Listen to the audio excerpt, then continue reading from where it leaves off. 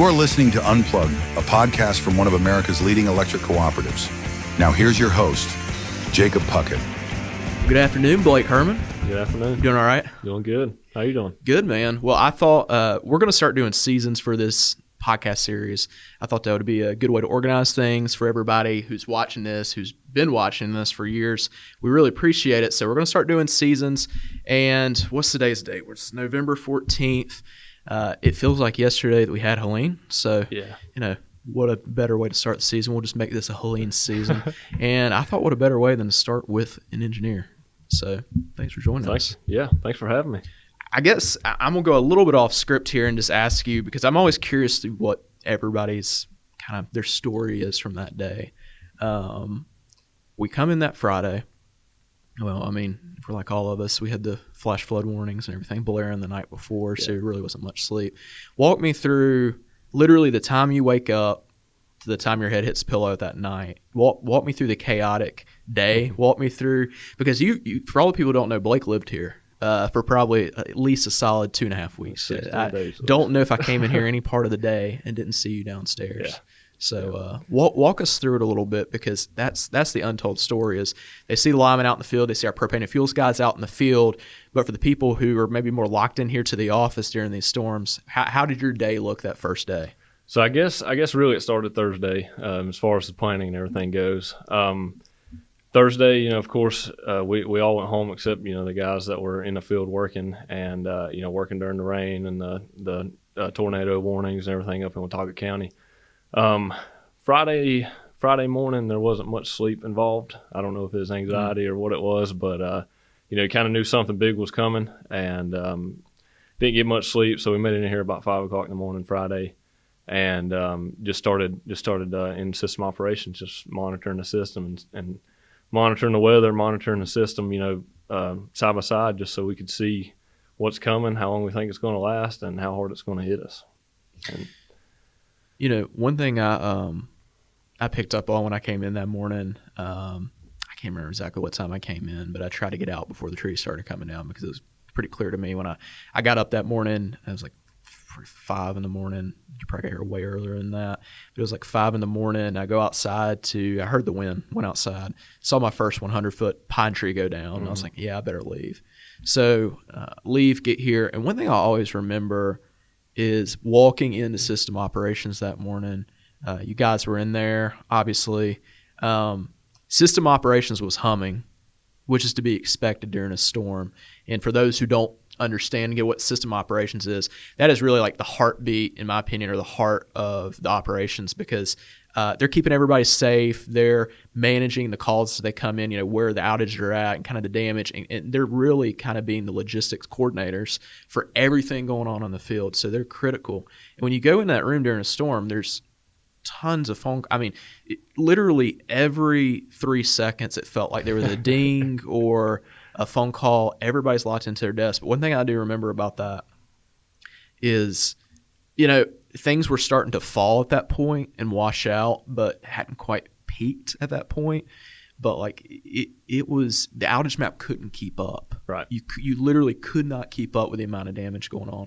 And I'll just never forget the silence, though, of the folks that were in the room not on those calls. Mm-hmm. So what was going through your brain at that moment? What do you think?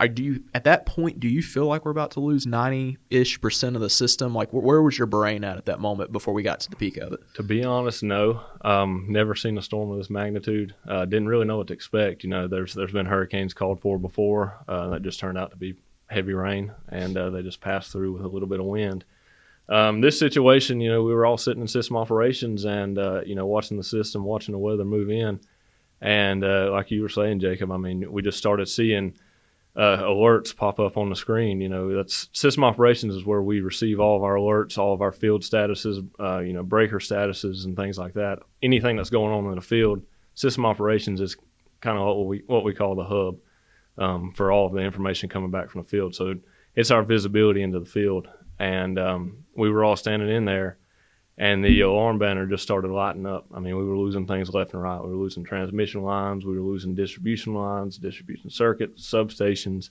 The outage map, it was one of those things that I've never seen before. The outage just kept climbing and climbing and climbing. I just didn't know when they were going to stop. And the storm, I guess you could say what we were watching in system operations. I know we had some storms Thursday night, the night before, but what had kind of calmed down and Hurricane Helene started making its way in, I guess around 6 a.m. that morning, and it was predicted to end about 12. So I mean, we're looking at a 6-hour period here where all this took place, and we were seeing these alerts come in, and the storm, we didn't know its severity and how bad it was going to be, but at 6 a.m. it just started breaking loose, and about 9 or 10 o'clock at the peak of the outages, we had about over 73,000 members out, and that just stemmed from everything from delivery points being out, transmission lines being out, substations being out, distribution circuits out. I mean, like I said, the alarm banner was just lighting up with stuff that we've never seen before at that magnitude. I mean, it's just amazing. Yeah, something that from a public relations angle and communicating outage information from you guys back to our members, something that I feel like I've been spoiled with for years is we may have a transmission outage, we may have a substation outage, but usually a lot of times before I can even inform members about it, it's back on, which is a great thing. I mean, that's a testament to how quick the crews are in identifying the problems, the engineering team, you guys identifying what's going on and having somebody get out there and fix it. So what I noticed that morning, and I guess a little bit of I call it kind of the fog of war, or the ignorance of the morning a little bit, because you obviously see what's going on outside, but you're just so conditioned to some of that stuff just springing back on in mass. What was the point for you where you're like some of the stuff, the bigger stuff is not going to come on with just, a quick fix. This is big. I mean, it's more than, just distribution lines down and a small thing going on at the substation. Like we've got serious problems. Yeah. So like you said, I mean, a typical outage for us is figure out how we can get the power on the fastest. So in this situation, we knew it was coming, but we didn't know the magnitude of it. And so when we started seeing stuff dropping out, of course, we've got crews running out there to try to get it back fed or try to get it fed from another feed. And it kind of hit us that, we're fighting a losing battle here. We would get it back fed, and then we would lose both of those circuits that, we just got restored. So we had guys restoring transmission lines, and then as soon as they would leave, headed to another location, the transmission line would go out again. So it was to the point where we were fighting a losing battle, and that 6-hour window, like you said, it was pure chaos trying to route men and try to make sure everybody was safe and not in harm's way. And it was hard to take a step back from our typical nature as far as, when we see an outage, we're responding to it. But this was a situation where just at this scale, we couldn't keep up. Yeah. Everything was going down so fast. We would get something back on and it dropped right back out. I mean, we could not keep up. Yeah, and speaking, I think it's a good segue into the outage process, restoration process, I should say. I mean, I fielded a lot of questions about this on social media. I know we talked about this a ton internally. So we have a process, a very specific process, to get power restored the quickest amount of time for the most amount of members. Right. You kind of want to explain that process from an engineering perspective and why it works that way, because I had a lot of people say, hey, I don't have a lot of damage in my neighborhood. If you'll just come close the switch or something like that, it can be back on. And, I was trying to explain the damage to folks upstream. So why did it matter to work on some of that stuff upstream? Do you want to explain it to our members? Yeah. So as far as power restoration goes, we've got delivery points where we actually take the power over and it becomes our transmission lines. So first you've got to have those delivery points in service to be able to even have power flowing across those transmission lines. Then you've got your transmission lines, which delivers your bulk power to all your different substations. Those have to be intact and in service to even have any benefit out of the substations. So there's your delivery points, your transmission lines, your substations, and then beyond substations, you've got your main three-phase lines with single-phase taps off of those. So if it's not restored in that order, you can have main three-phase lines built and no damage on that three-phase line, but if you do not have transmission or do not have substations, you don't have any power flowing on those main three-phase lines. So there's an order of restoration that we've got to follow, just the way power flows from the source out. And, our main focus, once we realized that this was too much to combat during the storm, when it was all happening, we had to focus on getting the most amount of power on that we could to the most members the quickest.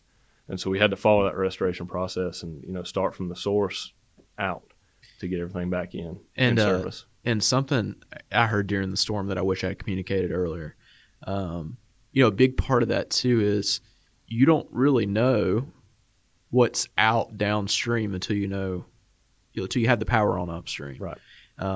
It's easy for folks to say, hey, I've got a tree on the line in this neighborhood, but if the transmission line feeding that entire part of a county is out, well, you don't know if there's another tree 2 miles up from there, another one 5 miles up from there. Is the pole washed out 6 miles from there? Right. So that was a big part of it too, of why you couldn't divert right into other neighborhoods and things like that just immediately, because you had to get that source. Am I right on that? Get that source to figure out downstream what kind of damage you had to. Yeah, so we have protection devices on the line that actually will operate, or what we call operate, but they will open if they see a tree on the line or something like that. If there's no source on that line, that device is not going to operate because it doesn't see the required fault current. So if you've lost your transmission source before a tree falls on the distribution line, once that transmission source becomes heated up and energized, it's going to trip out the line device on the distribution side. So there's multiple stages of protection that operate when there's trees on the line or broke poles or anything like that. And if you lose one before the other, you do not have any indication that you've lost the distribution line just yet until you get the transmission heated up to that point. Well, for an engineer in this perspective, you've got your day-to-day job, stuff that you do on a normal work week. But then in this situation, a storm of this magnitude, arguably a storm of this century, biggest storm we've ever had in cooperative history. We're almost a 100-year-old company, which is just that's astounding to me, because if you go back, that includes the 1940 flood, the 93 superstorm, and Hugo, and a 2009 ice storm mixed in too, which I know a lot of people, if you've lived in this area a little longer in the past decade, you remember the 2009 ice storm because that ruined everybody's Christmas day, right? Ruined ours too, though. Ruined ours too. So, but what are some of the challenges that an engineer faces specific to this kind of storm that maybe were a little different than what you typically had to face? So typically, a day in the life of, I guess, somebody in my role, we're looking at backfeed situations. What a backfeed is, if you have two different distribution circuits, sometimes they'll come together at a point, and you have an opening point between those two circuits. Well, a backfeed is where you can close that point in and feed the circuit technically backwards from its normal feed out from the substation. And my job is to make sure that we can handle that load on the backfeed. Well, when this storm came through, our main three-phase lines got damaged, our single-phase taps got damaged, and a lot of our backfeeds that we have in place for day-to-day use got damaged as well. So from my perspective, as far as planning backfeeds, make sure the load in the system can handle it, we didn't have any backfeeds to use because they got destroyed as well as, Plan A got destroyed and Plan B, our backfeeds got destroyed during the storm. So that was a big issue, because normally if we lose power, we're able to backfeed it up to a certain point and get the most amount of members on that we can. But this situation, we lost a lot of options for backfeeding in this situation. So that made it hard from my perspective, because that's part of my daily job, is figuring out backfeeds, and I wasn't able to do that because some of the backfeeds were tore down. One of the biggest things too, that the guys in the field and engineering work together on is just making sure that, we were focusing on the correct thing at the correct time. If we have a main line or a main feed, whether it was going to take more time to get that main feed rebuilt, or if we were going to be better off rebuilding the back feed. If we had some major equipment damages on the back feed or on the main feed, we had to decide which one would be the quickest and most efficient to get back energized, so we could get power on quickest to the most members. So. Well, it was a big task. It was a task you guys succeeded with. We're going to talk about more in this series what went on behind the scenes, as well as we'll talk to some folks who were on the ground during the storm as well. But feel like at times people think it's cliche to say all hands on deck, but no, it was really it's every single human being that's breathing in this company working on restoration efforts, whether that's doing what you're doing with engineering, whether it's actually fixing things out in the field, communicating with members, making sandwiches, making sure the linemen are taken care of, they're ready to go for the next day, lodging, accommodations. It's such an operation, but I just want to say thanks for what you did during the storm. Absolutely. I know we're both early in our career, and we've already knocked out the biggest storm in cooperative history, so I hope we don't top it before we retire. So let's just hope for that. Next time, maybe we come back as retirees and help out. What do you say? Yeah, sound like a deal? That sounds good to me. Well, thanks, everybody, for watching. This is the first episode of our Helene series. We're going to be doing all these episodes are going to start being in season, so follow along. We're going to do more interviews the next couple of weeks, and we'll release these as we go along. So thank you for watching Unplugged. Again, I'm your host, Jacob Puckett, and Blake Herman was joining me today, so thank you for watching.